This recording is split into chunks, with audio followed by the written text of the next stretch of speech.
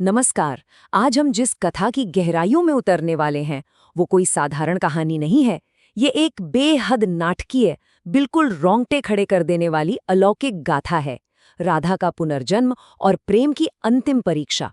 इस पूरे विश्लेषण में हम कालचक्रम के अनुसार देखेंगे कि कैसे एक ऐसा प्रेम जो शरीर की सीमाओं से कहीं आगे है, युगों युगों तक जिंदा रहता है। चलिए सीधा शुरू करते हैं। तो इस महाकाव्य की शुरुआत वृंदावन की उस जानी मानी चकाचौंध से नहीं होती, बल्कि ये शुरू होती है एक बिल्कुल शांत एकांत कुंज से। जरा कल्पना कीजिए, वृद्धा हो चुकी राधा अपने अंतिम समय का इंतजार कर रही हैं।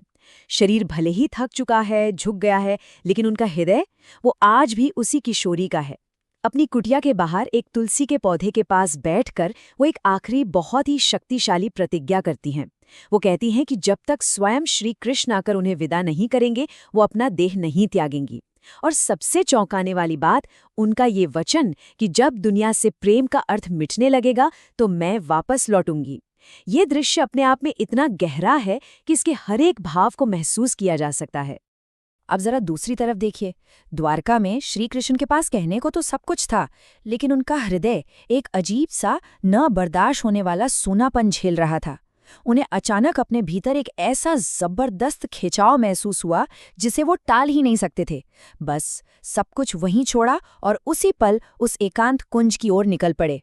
कुटिया के बाहर पहुंचकर उन्होंने सिर्फ एक शब्द फुसफुसाया, राधे। और यकीन मानिए, बस इस एक शब्द को सुनते ही राधा की आत्मा को वो परम शांति मिल गई और उन्होंने प्राण त्याग दिए। लेकिन कहानी यहाँ खत्म नहीं होती। जहाँ उन्होंने देह त्यागी, बिल्कुल उसी जगह एक बेहद उज्ज्वल राधा वृक्ष उगाया। ये तो बस एक नए रहस्य की शुरुआत थी। इसके बाद काल चक्र घूमता गया। द्वापर युग का अंत हुआ और कई युग बीत गए।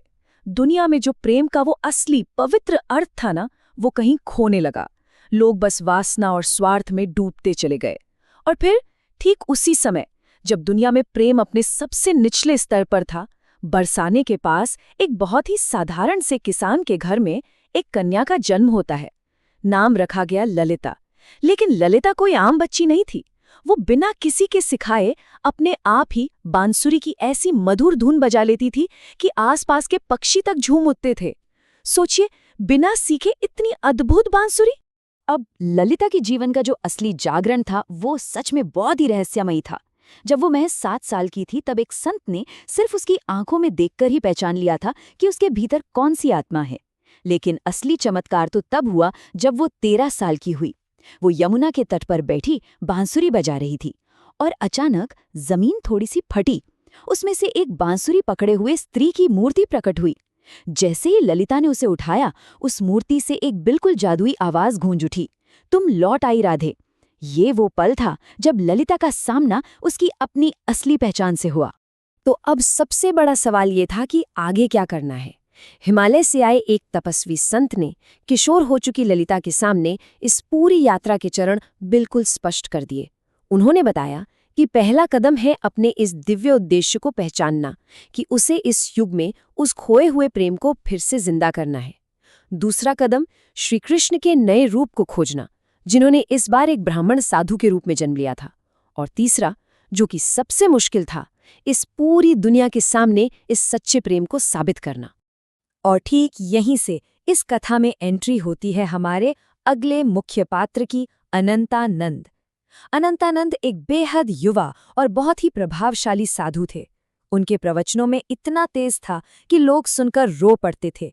उनका स्पष्ट मानना था कि प्रेम केवल शरीर का नहीं, बल्कि सीधे आत्मा का संबंध है।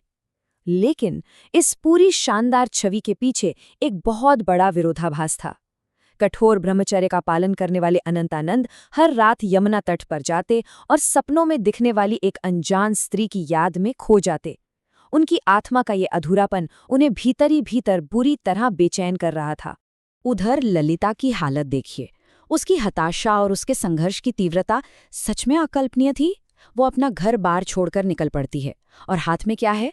सिर्फ एक छोटी सी बांसुरी। वो 8 अलग अलग गांवों की खाक छानती है, दर दर भटकती है। फिर एक वृद्ध महिला की सराह पे वो एक ऊंची पहाड़ी पर जाकर अपनी बांसुरी बजाती है, इस उम्मीद में कि शायद उसकी धुन सही इंसान तक पहुंच जाए। उसकी बेचैनी इस हद तक बढ़ चुकी थी कि उसने कसम खा ली, अगर अगली पूर्णिमा तक उससे उसका प्रेम नहीं मिला तो वो यमुना में कूदकर अपनी जान दे देगी। ये स्थिति सच में बेहद तनावपूर्ण थी। और ये पूरा संघर्ष हमें आज की इस चर्चा के सबसे गहरे सवाल की ओर ले जाता है। क्या आत्मा की पुकार बिना देखे अपना रास्ता ढूंढ सकती है? ललिता की उस आखिरी हताश बांसुरी की धुन में इतना दर्द था, इतनी असीमित शक्ति थी कि वो मीलों दूर सीधे हिमालय में बैठे अनंतानंद तक पहुंच गई।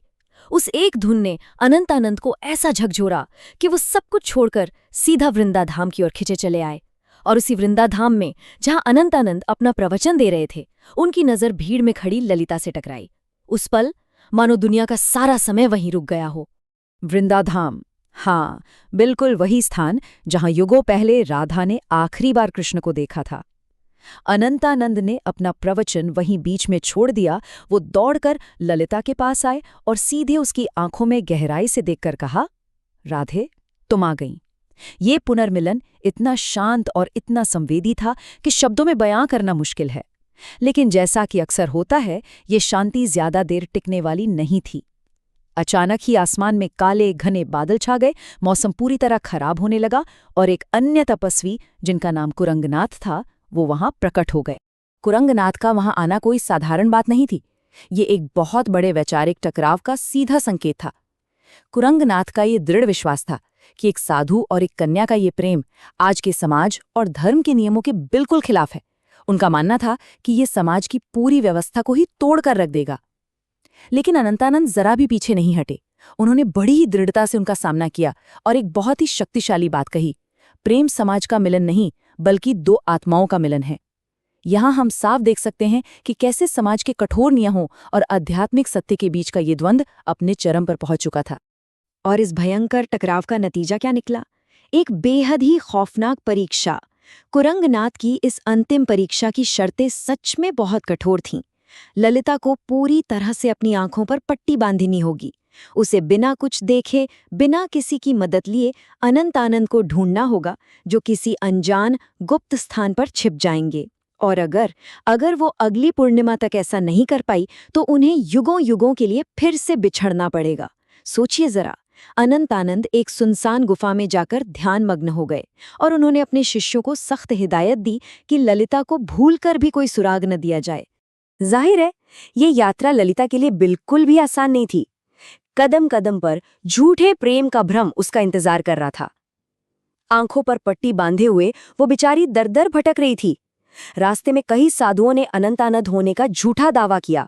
यहाँ तक कि खुद कुरंगनाथ ने भी अपना वेश बदलकर ललिता को धोखा देने की पूरी कोशिश की। लेकिन ललिता ने उसे 1 सेकंड में पहचान लिया। उसने साफ कह दिया कि आप में तेज तो बहुत है, लेकिन वो आत्मा नहीं जिसकी मुझे तलाश है। ये इस बात का सबसे बेहतरीन उदाहरण है कि सच्चा प्रेम किस तरह बाहरी दिखावे को पल भर में बेनकाब कर देता है। और अब हम इस गाथा के सबसे पवित्र और सबसे भावुक क्षण पर आते हैं। जरा इस दृश्य को अपने मन में महसूस कीजिए। ललिता आखिरकार उस गुफा तक पहुंच ही चुकी है। वो धीरे धीरे अंदर जाती है। उसे उस दिव्य तेज का आभास होने लगता है। वो अपनी बांसुरी को अनंतानंद के चरणों में रख देती है।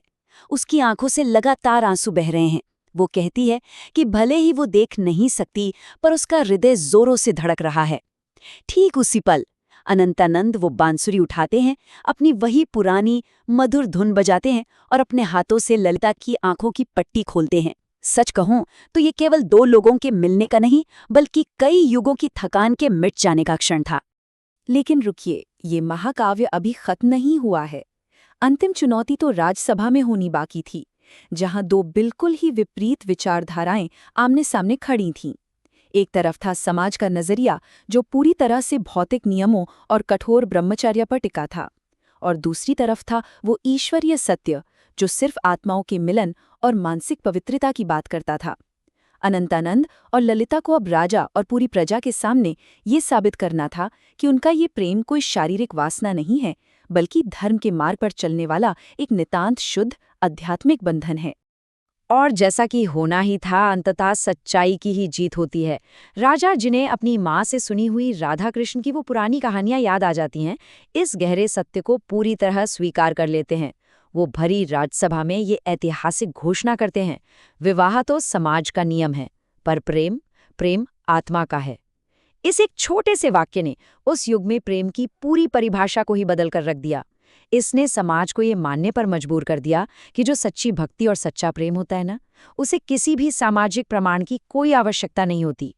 इस अद्भुत और नाटकीय कथा की गहराइयों को समझने के बाद ये कहानी हम सभी के लिए एक बहुत ही गहरा सवाल छोड़ जाती है। क्या हम अपनी आज की इस भागदौड़ भरी आधुनिक दुनिया में सिर्फ आत्मा से प्रेम करना भूल गए हैं? क्या इस भौतिकता ने हमारी उस अंदरूनी शुद्धता को हमेशा के लिए छीन लिया है? इस सवाल पर विचार जरूर कीजिएगा। आज के इस विस्तृत विश्लेषण में हमारे साथ जुड़ने के लिए बहुत बहुत धन्यवाद।